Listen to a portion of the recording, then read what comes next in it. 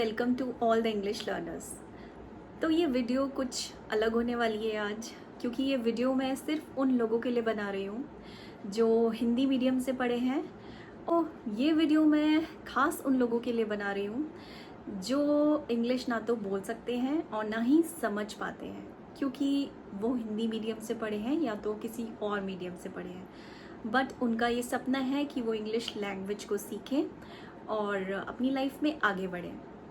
Last week मैंने अपने channel पे एक मैसेज देखा जिसमें किसी ने मुझे मैसेज किया कि वो हिंदी मीडियम से पढ़े हैं और वो मेरी जो वीडियोस हैं या किसी और की भी इंग्लिश में वीडियोस हैं वो बिल्कुल भी समझ नहीं पाते हैं, क्योंकि वो हिंदी मीडियम से पढ़े हैं।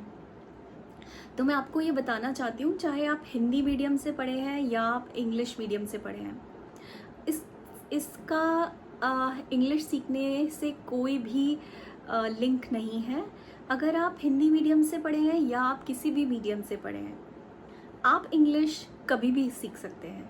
को ये ठानना होगा कि सच में मुझे इंग्लिश सीखनी है। आपके अंदर से एक डिटर्मिनेशन, एक ज़ील सीखने की होनी चाहिए। ज़ील मतलब अंदर से पूरी इच्छा होनी चाहिए सीखने की, कि मुझे इंग्लिश सीखनी है और मुझे क्यों सीखनी है। तो अगर आपके अंदर सच में इच्छा है इंग्लिश सीखने की, तो आपको इंग्लिश सीखने से कोई नहीं रोक सकता। बट आपको थोड़ा सा अपने अंदर चेंज लाने होंगे, जो कि बहुत ज़रूरी हैं। जैसे आपको बुक्स पढ़नी स्टार्ट करनी चाहिए इंग्लिश की, वो बहुत इम्पॉर्टेंट है। अब मैंने जब ये उनको मैसेज किया कि आप रीड करना स्टार्ट करो, तो उन्होंने मुझे कहा कि यहीं से तो सारी प्रॉब्लम स्टार्ट होती है। तो मुझे लगता है शायद अगर आप इंग्लिश की बुक पढ़ रहे हैं तो आप अपने लेवल से ऊपर की पढ़ रहे हैं। आप स्टार्ट करो बहुत छोटे लेवल से। जैसे आप स्टार्ट कर सकते हो, कोई किसी भी छोटे बच्चे की बुक निकालो और उसको रीड करना स्टार्ट करो। किसी की भी हेल्प ले सकते हैं आप इसमें अगर बच्चों की भी हेल्प ले रहे हैं तो कोई भी प्रॉब्लम नहीं है।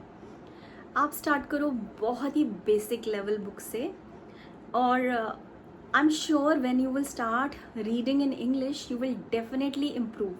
आप सच में इम्प्रूव करोगे जब आप रीडिंग करना स्टार्ट करोगे। ये बहुत ही इम्पॉर्टेंट है इंग्लिश सीखने के लिए। सबसे इम्पॉर्टेंट स्टेप है, आप स्टार्ट करिए रीडिंग से। उसके बाद आता है लिसनिंग, कि आप सुनना शुरू करो इंग्लिश कंटेंट। जो भी चीज़ आप हिंदी में सुन रहे हो, जैसे आप हिंदी की न्यूज़ सुन रहे हो, तो उसको शिफ्ट कर दो आप इंग्लिश में सुनना शुरू करो। ऐसे ही हम अपने एनवायरनमेंट को चेंज करते हैं। जब हमारे पास एनवायरनमेंट नहीं है, जब हमारे ब्रेन में कोई चीज़ जा ही नहीं रही है, तो हम कैसे आउटपुट देंगे। तो सुनना बहुत इम्पॉर्टेंट है। आप रोज़ सुनना शुरू करो। आप धीरे धीरे अपने ब्रेन में कुछ वोकैबलरी, कुछ वर्ड्स, कुछ सेंटेंसेस आपके माइंड में आ जाएंगे, जो आप धीरे धीरे फिर बोलना भी स्टार्ट कर दोगे। ऐसा होता है। फॉर एग्ज़ाम्पल, जैसे आप कभी अपने घर में एक कंप्यूटर लाओ और वो कंप्यूटर आपने लाके घर में रख दिया है। अब अगर उस कंप्यूटर के अंदर कोई भी आप सॉफ्टवेयर नहीं डालोगे, आपने उसके अंदर कोई भी अपलोडिंग नहीं की, तो वो कंप्यूटर आपको आउटपुट कैसे देगा। इसी तरीके से हमारा ब्रेन भी वर्क करता है। जैसे कंप्यूटर बिना सॉफ्टवेयर के नहीं चल सकता, वैसे ही हमारा ब्रेन बिना इनपुट के, बिना इंफॉर्मेशन डाले, बिना नॉलेज को गेन किए हम कैसे बोल सकते हैं। तो जितना हम इंग्लिश को सुनेंगे, पढ़ेंगे और लिखेंगे, उतना जल्दी हम बोल पाएंगे। आप इस चीज़ को समझो। आप बस इस चीज़ को ध्यान में रखो कि जब हम छोटे थे, हमने कैसे अपनी भाषा को सीखा। हमारे घर में जो भी भाषा बोली जाती थी, हमने वो नेचुरली बोलना सीख ली। कैसे सीखी? क्योंकि हम उसे सुनते थे, हमने उसको ऑब्जर्व किया और धीरे धीरे गलतियाँ करी, उसके बाद भी हमने हिंदी बोलना स्टार्ट कर दिया। ऐसे ही इंग्लिश भी है। अब आपको सिर्फ अपने एनवायरनमेंट को चेंज करना है। आपको ज़्यादा से ज़्यादा इंग्लिश की किताबें पढ़नी शुरू करनी है, बेसिक लेवल से, ज़्यादा मुश्किल नहीं। बच्चों की बुक्स उठाओ, आपको इंग्लिश कंटेंट सुनना शुरू करना है। बिल्कुल छोड़ दो और कोई हिंदी में पढ़ना और सुनना। आप जैसे ही ये चेंज करोगे, आप देखोगे धीरे धीरे आप इंग्लिश बोलना भी स्टार्ट कर दोगे। ये बहुत इम्पॉर्टेंट है। अगर आप इंग्लिश बोलना चाहते हैं, आपको अपने एनवायरनमेंट को चेंज करना होगा और जल्दी ही आप इंग्लिश बोलना सीख जाओगे। अब तीसरा पॉइंट जो है वो मैं आपको ये बताऊंगी, लिखना भी शुरू करना है।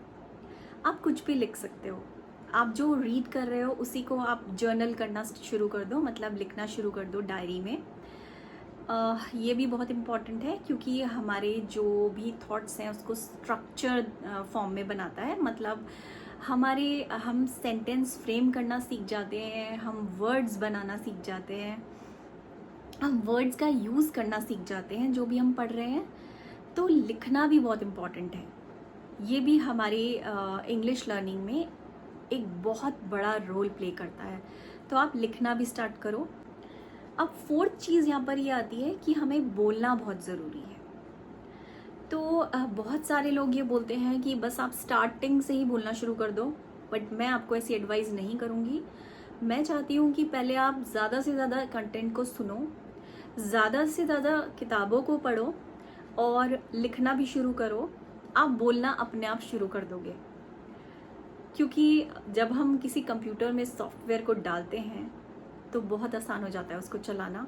ऐसा ही हमारा ब्रेन भी है। हम जितना ज़्यादा इसको फीड करेंगे, इसमें नॉलेज को भरेंगे, इन्फॉर्मेशन फीड करेंगे, तो हमारे लिए बोलना बहुत आसान हो जाएगा। हाँ, थोड़ा समय लगता है, थोड़ा नहीं बहुत भी लग सकता है, 1 साल 2 साल, बट कोई बात नहीं। अगर आपको लाइफ में आगे बढ़ना है तो आपको टाइम भी देना पड़ेगा। ये बहुत इम्पॉर्टेंट है। आप किसी अच्छी कंपनी में अगर जॉब करना चाहते हैं या कॉन्फिडेंस गेन करना चाहते हैं, अपने सर्कल में एक अलग अपनी पहचान बनाना चाहते हैं, तो सच में इंग्लिश आपको बहुत ऊंचाइयों तक लेके जा सकती है, क्योंकि एक इंटरनेशनल लैंग्वेज है जो सबके लिए सीखना बहुत ज़रूरी है। चाहे वो छोटे बच्चे हैं या आप कहीं वर्क करते हो या आप किसी भी फील्ड में हो, इंग्लिश आपको हर जगह आपके काम आएगी।